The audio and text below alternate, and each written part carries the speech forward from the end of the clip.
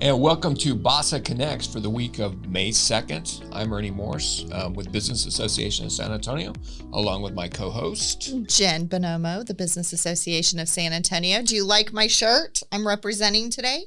No, that's very impressive. The back of it, Would you like did to you want see to the get up back? and turn around? I don't know that I really want We to didn't turn plan that part. No, but we didn't. There you go. Can you see? We got a good shot at yeah, we can see that. I'm impressed. Good. I know. Yeah. One of my daughter's friends made this. Isn't that kind of cool? The ponytail in the back that's that's kind of too. scary. Yeah. Well, you know what? We're supposed to be heard and not seen. Well, I know. That's usual podcast rules. We don't usually rules. plan on doing the turnaround thing. That was totally improvised. So, hey, coming from the gym, why not, right? I'm just kidding. We all know better than that. There we go. And our purpose here is, of course, to let people know about what's going on in the world of networking here in San Antonio, talk about some of our experiences, talk about what we've done and what we're planning and that sort of thing in order to get people out and about and networking here in the local area. Absolutely. In any capacity. So that said, what'd we do this week? What didn't we do this week? I know I start that, don't I? Don't I always say that? I think it was. So Friday was kind of slow last week, and then we got to kind of same thing on Monday of this week. Well, those are usually our office days. Right. It's not so much that it's slow; it's just we're not out networking typically because those aren't common networking days. Right. Because you don't want to interfere with the Fridays of the businesses, and then Monday is kind of your day to get yourself situated for the week. But yeah, we've obviously done stuff with Helotus. And my timeline's off, so I'm just going to say different events. Can we do that? Well, I do that? I can start with where we kind of started. We'll start. Which I think was our breakfast club for Business Association of San Antonio for BASA. Right. Our breakfast club was Tuesday morning at Thousand Oaks Cafe over on Jones Maltzberger. Yes. Got hit by the weather pretty bad. We did get hit by that rain. Yeah. It was horrible. Yeah. We had a couple people battle through it, though. We did, including ourselves.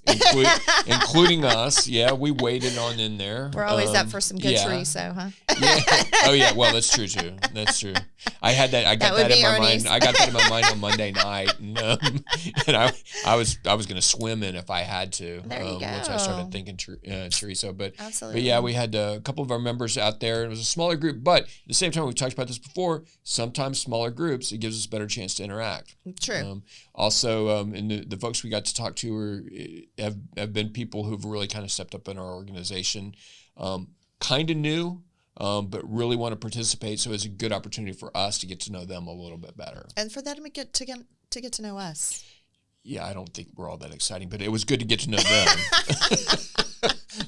Speak for yourself, Ernie. All right. Speak for yourself. Actually, you're right. Those one-on-ones, especially the smaller groups, are awesome because they really can dig deeper into the needs of their business. Right. And also, they ask a lot of questions about how they can help within the organization. So yes, it was nice for them to get to know us. Yep, absolutely. And then so that took us up to yesterday, where we were out at Chicken and Pickle yesterday evening for the Helotus Chamber Mixer. So we got to play some pickleball, and we really that's always a good venue too, right? Oh, absolutely. Yeah. Jessica and her team over there always do amazing. And what I like about them is no matter what size your group is, they have space for you. Right. You were out there playing, pickleball. Yeah. I was impressed. Yeah, well, and it actually, and it's good. It's a good opportunity for us to talk about the venue because we've been out there twice now with two different groups. Correct. One time we had a weather issue that they had to adapt to, and we always talk about being adaptable at networking events. They adapted very, very well to that. It kept us all entertained, had stuff for us to do inside, put us back in the bar area. Right. Yesterday, weather was a little bit better, especially if you're hitting the ball in the wind. Yeah, you did have the wind on your side. Yeah, so you could deal with that, but we were able to get outside yesterday, which put everybody around the pickleball court. Great, and that's really a neat opportunity networking to see people do things that are. You could be silly. They're a little bit athletic, and you just get to see people in a different light. And everybody's kind of sitting around making fun of everybody else or complimenting a good shot or whatever the case may be. It's a lot of fun. It's a neat thing in terms of networking. Well, it's also good for team building because two different businesses now who might be competitors or feel like they're competitors are now on the same team, battling the next two. So it was kind of fun to watch you guys. Jessica and I won. You did. It wasn't even all that close either. But anyway, but for the record, we're thinking of taking that act on the road. No. For the record, though, Ernie, you picked the chicken and pickle marketing person as your teammate. I think she had the upper hand. Well, I mean, there's, a part of this is strategizing properly. Yeah, exactly. And choosing your team well. So, I mean, I'll take credit for that too. Yes. Sure. So, in other words, Jessica won. Yeah. Well, and Ernie got to hit the ball a few times. I stood around and collected the trophy afterwards. Yeah. And the bragging rights. Forget the trophy. You want the bragging rights. There we go. But the Helotes Chamber, again, good group, great opportunity for them to get out. And that's the first time they had been to that venue, which was really neat as well. And it seemed to be something that was real enjoyable. You saw people networking off to the side. Had several new members out there last night. No doubt. That was a neat thing. Great food, great drinks, great activity. Right. Yeah, definitely a good networking. Right. Thumbs up. There we go. Thumbs up on that event, and for we'll be talking about Cornwall here on next week's edition after we get done with that. So Golly, that'll be that crazy? Yep. Which kicks off tonight. Right. On taping day. Right. Exactly. Okay. So because it's a 4-day event. Taping day is Thursday. Yeah. So exciting. Lots of stuff going on. Absolutely. Lots of stuff going on. But getting to what's going on this week. BASA, Business Association of San Antonio, we've got a ribbon cutting out at Spin Art Nation on Tuesday, and it's May the 3rd at 3:00, right? Yes. Okay. Which is really cool because it's not just spin art. We're focused on spin art because we've already kind of done a ribbon cutting for his axe throwing, but they're actually joined. So we're going to be able to throw axes too. Right. I don't know that we want to throw it at the spin art, but we're going to be able to do that. Well, we've talked about his axe throwing business is this will be our first time out to the spin art. Right. His axe throwing business is a really neat place to have mixers as well. That's another one of those that you get to see people kind of stepping outside of their comfort zone and doing something that's a little bit different. So, no doubt. So that's a neat thing as well. And he's on Bandera and Mainland. Okay, Bandera and Mainland. Okay. Mainland, I always forget that. Right before you get to Mainland if you're coming from 1604. But the cool part, too, that we're doing at the ribbon cutting, I don't know if you know this because I probably planned it and didn't tell you because I'm famous for that, is with a $10 donation, we actually get to make our own spin art. Oh, nice. Okay. Mm-hmm. Okay. So we get a deal, an opportunity, than just walking in off the street and being able to do it. Should we make it a point to display our spin art on one of the podcasts? You know what? Why don't we bring it to the next taping? There we go. Okay. After the ribbon cutting. Okay. Well, that's just another reason to tune in for this. Decide to see what t-shirts you'll wear with the back, what you have on the back of it, and what kind of hairstyle you're going to have. I think you're starting to hate Ernie. Huh? I think Ernie is starting to hate me because a lot of our members and friends and family are giving me really cool shirts with different names on it. Because my shirt yesterday, if you watch our social media, I'm starting to post all my shirts because so many different people are giving me ones with fun sayings on them. Okay. This one just happened to be BASA, which is really cool. Okay. But so tune in for some fun sayings. Send you a shirt. Absolutely. Okay. Why not? Okay. Wednesday, May the 4th, this San Antonio Hispanic Chamber breakfast is from 8:30 to 10 a.m., and that's at Augie's Barbecue on Broadway. Oh, nice. And they're going to talk about how San Antonio Ready to Work benefits small business. Oh, cool. So that'll be a good topic and an excellent opportunity. Also, we know Augie's pretty well, and that's a good spot. Yeah, no doubt. So, great barbecue.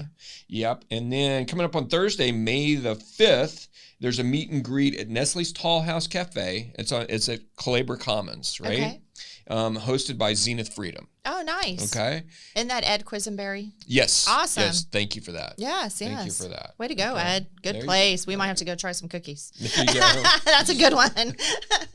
And then finish up your week on Friday, May 6th. The Bulverde Chamber is having bingo in Bulverde. It's doors open at 5:30. Goes from 5:30 to 9. It's at the Bulverde Community Center, and you can go to their website to sign up.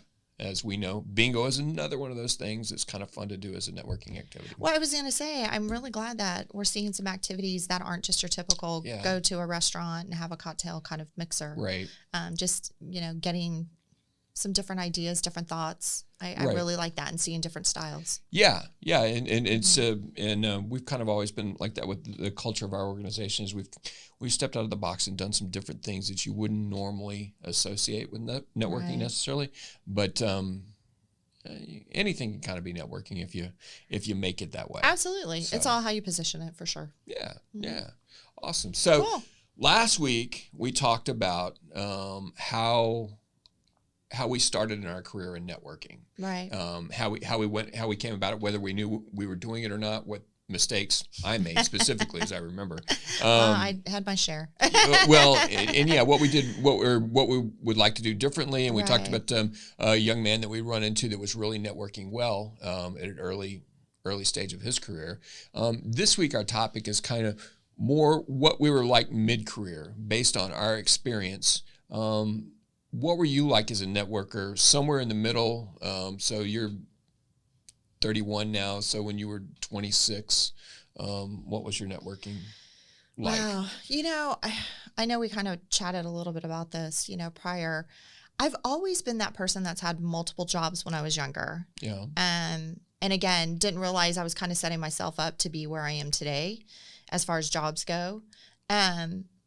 So I would work retail or I was a bartender or I was working at a radio station part-time at the time, in that age group. So again, I'll be the first to admit, I never really understood networking. I really never heard that terminology when I was younger. I know it existed and I know the chambers were real active and looking back, I know some people within my job were attending those kind of events, but I just wasn't. I was just naturally having those conversations and connecting people and didn't even get the fact of what I was doing. I'm kind of bummed I didn't know because I think I could have been so much more, right? But I also at that age was traveling because I was married and had my daughter and still working for the government a little bit at that point too.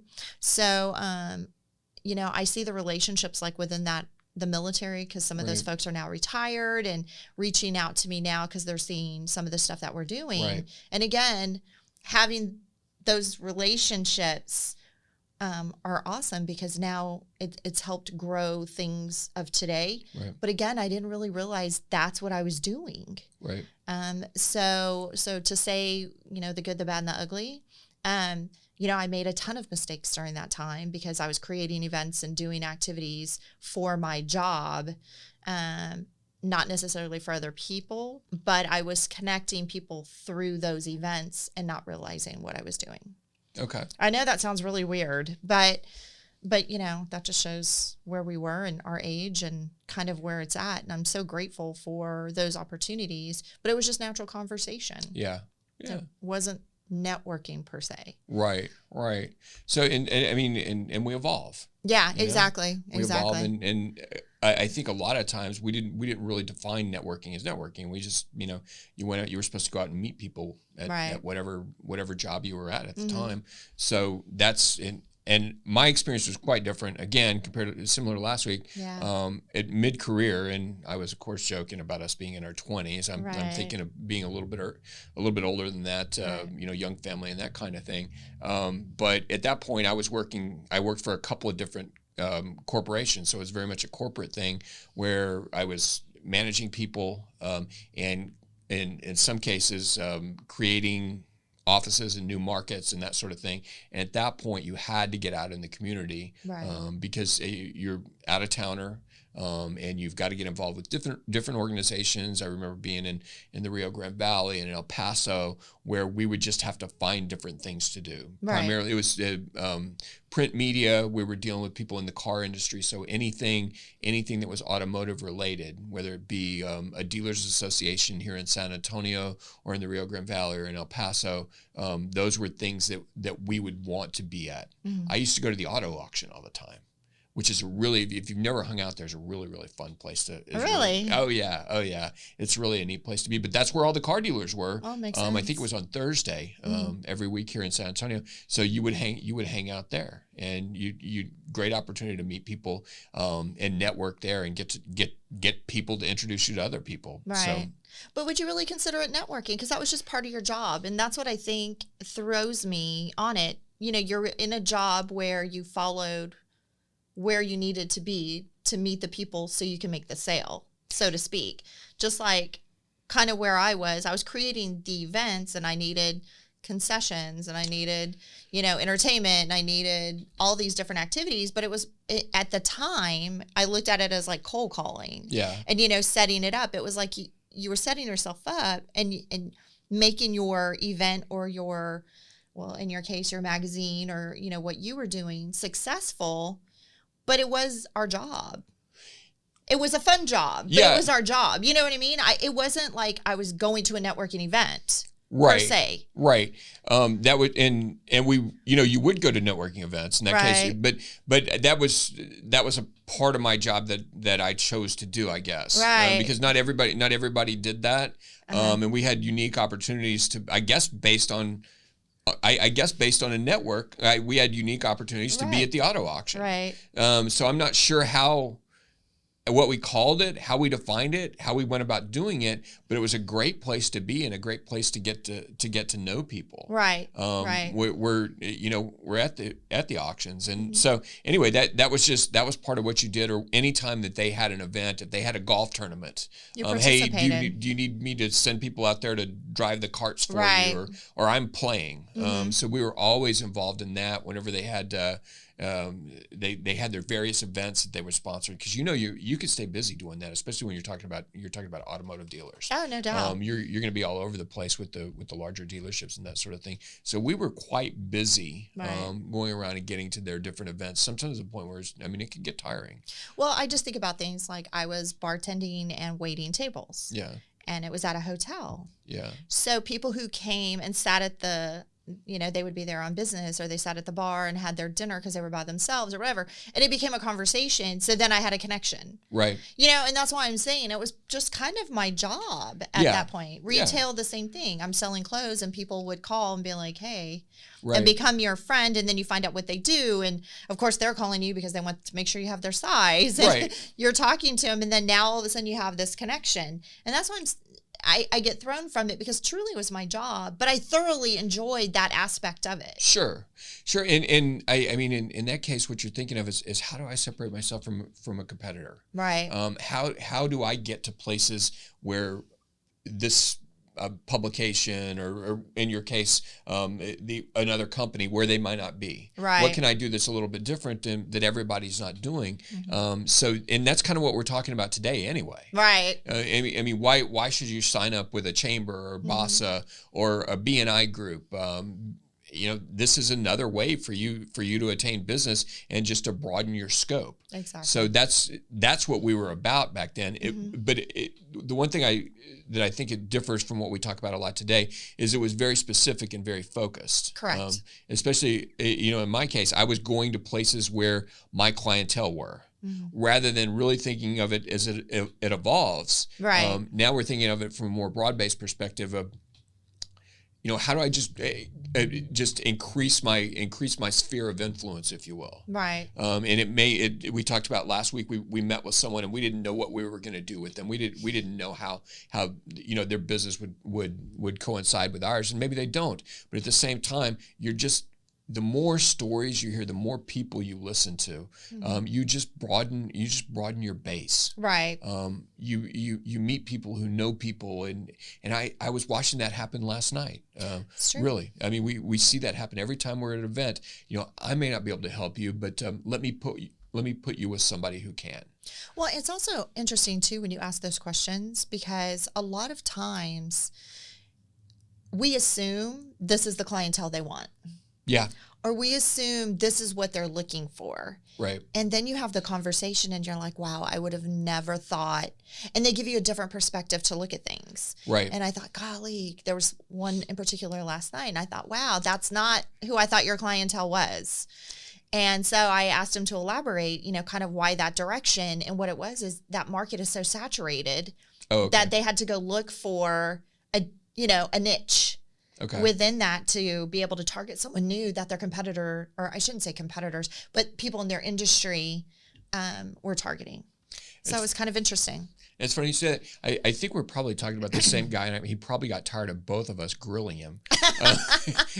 Because I met several people last night, but there one in particular that I wasn't quite sure how to help. Right. Because that's our mindset now that we have in organizations. How do we help? How do we connect people? And I wasn't sure quite who to connect him with. So I made several suggestions, and he was like, oh, that might help, that might help, that might help. But then, you just keep digging and keep asking questions, and then you realize what direction they're really trying to hit. Yeah, that you need to go, or what direction they need to go. And in this case, this gentleman was new to networking. So he really, he needed help, and that's what we're there for. Right. So, he was definitely looking for his direction. I'm actually thinking of a different category, so that's good. Okay. That's good that we weren't grilling the same person. I did meet him. I know who you're talking about, and I did meet him, and very unique. Yeah. And very niche-y. Yeah. But I think we're going to be able to help. I know I passed on a few contacts, and I think we'll be able to, assist him. But the one I'm talking about is a saturated industry. And I got it. I understood what he was doing. And kudos to him for looking for other niche strategies to grow that business. Because it can be, that industry is pretty tough for sure. Okay. Competitively. Okay. Yeah. So, yeah. But I don't want to give his secrets away because he's really got a good little plan. And I don't want him to be mad at me if he watches the podcast. Absolutely. But he'll know. and that's when we talk about networking, that's what we want to do. Right. Is we want to be out there asking those questions and being inquisitive and really figuring out, how we can help people, or, at the same time, how they can help us. Because my guy ended up getting with another one of our members who immediately it clicked. Oh, perfect. It clicked. I need to introduce you to so-and-so. I'm going to connect you with this individual tomorrow.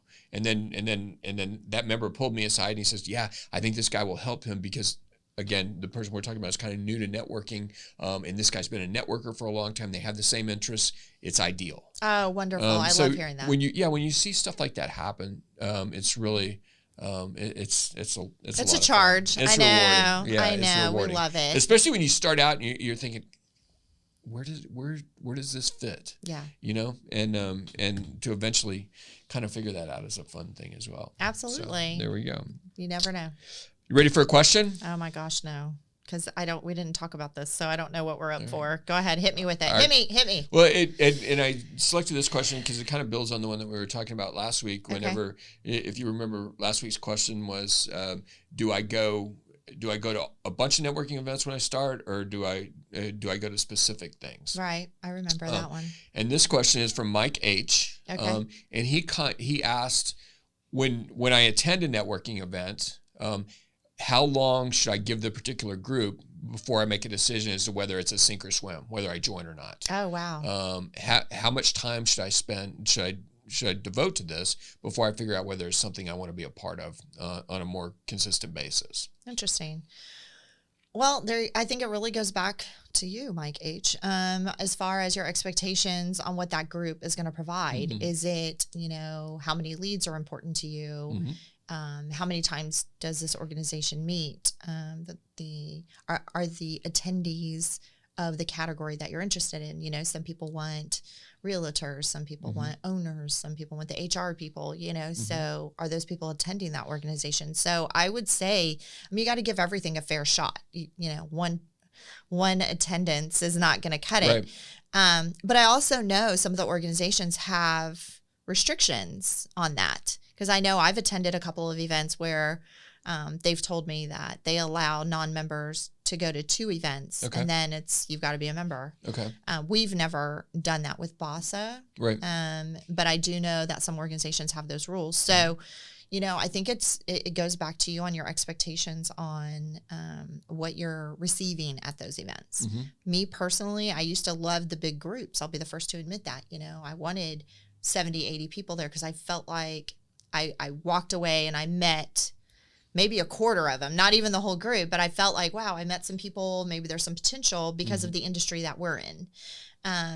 But then now I've realized the smaller groups, I love them so much more because I can have those conversations now. It's not just, hey, Ernie, how you doing? And then on to the next person, where now I feel like I can dig deeper and realize how we can work together, Right. or maybe we can't right now, Right. but how we can help each other in the future, and then go for those that are more of the immediate, and then, build the other relationships. Right. So, that's just going to fall back on, in my opinion, it's going to fall back on that individual and what the expectation falls. Yeah. What are your thoughts?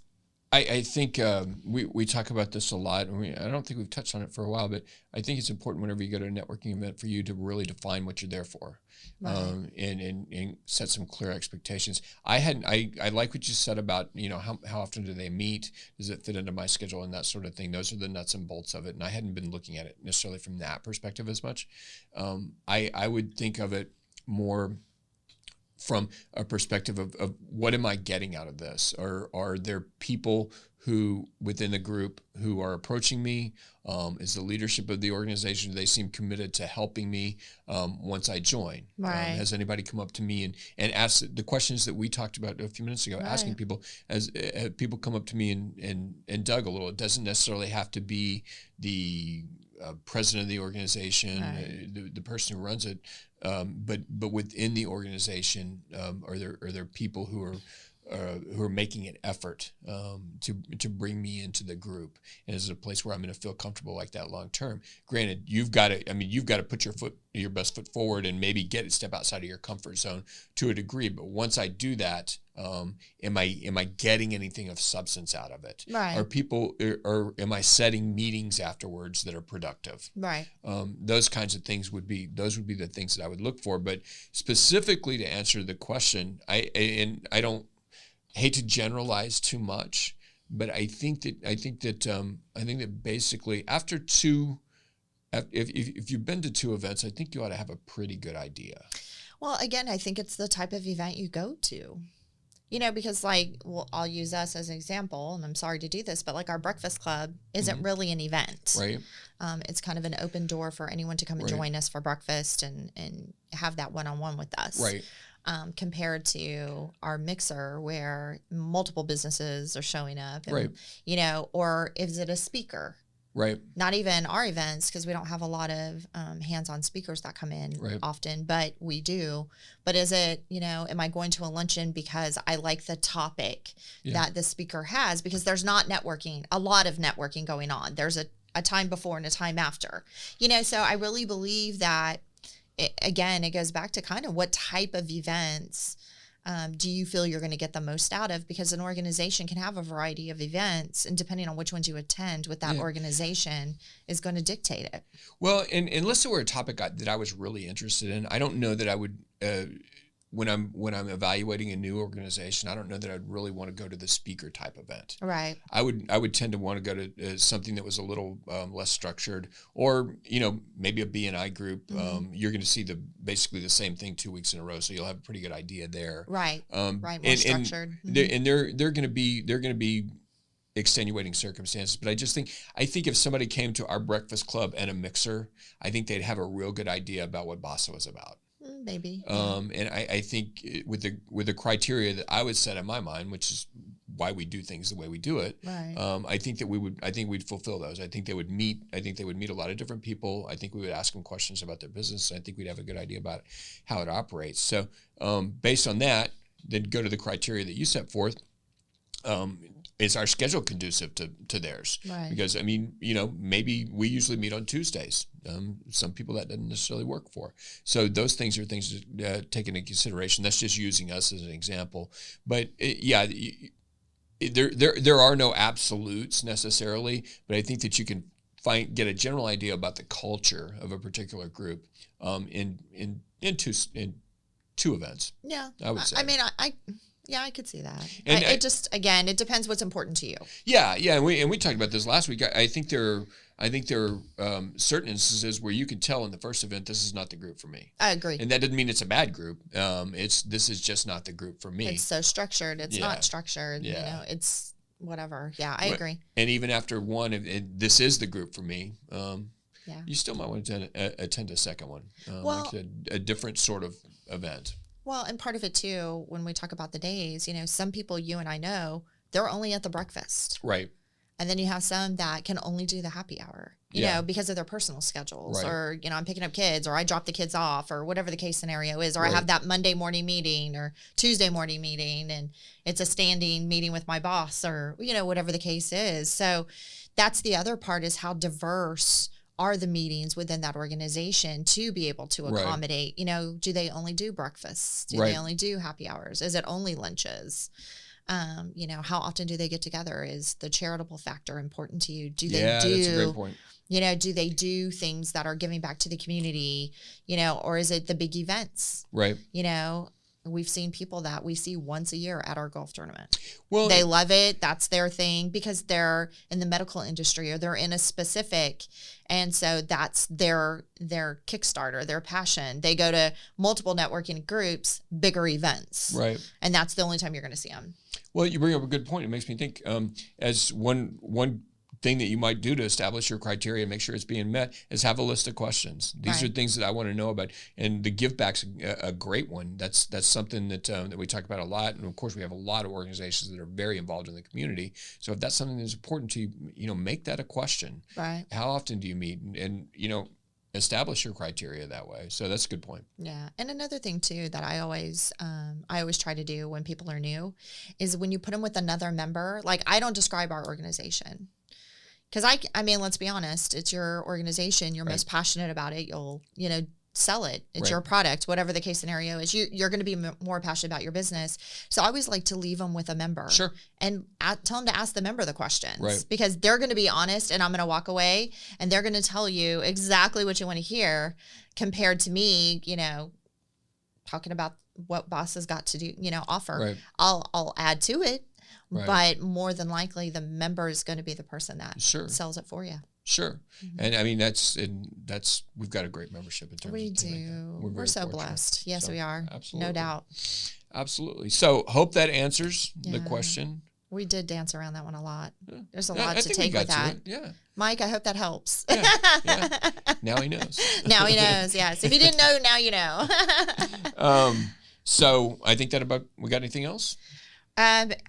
Yeah, wow. This is pretty impressive. What? Yeah. I don't think so. I'm actually speechless. I don't know how to go with this. I've never been this way. But we do have one more thing. Okay. Huge shout out to Game Day Media. Sure. We have to say. Oh, absolutely. Absolutely. Huge shout out to Game Day Media.